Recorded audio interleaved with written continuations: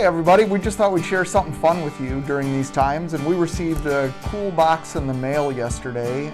Somebody gave Julie, our assistant here, a call and said that they had some memorabilia. So we thought we'd just do an unboxing with you and take a look at what came. This box of materials is from Ingrid Lundahl. She contacted me about a year ago, and she is the granddaughter of the president of the Board of Education, who was president of the board during the 30s.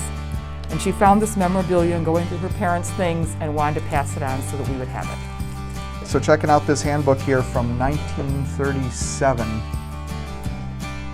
So I'm assuming everybody was like expected to carry this around in their pocket back then. And we have exciting topics or pressing topics that were in here at the time, like school dances, and we have in here things about songs and yells. One of the cool clubs that I saw in here as we're flipping through was the Stamp and Foreign Correspondence Club. So times have changed a little bit.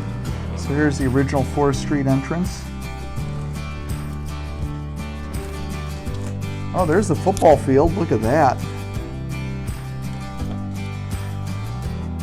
And then this, obviously a theater production, and this would have actually been where the cafeteria is now. Oh, and we have all of the students that were involved.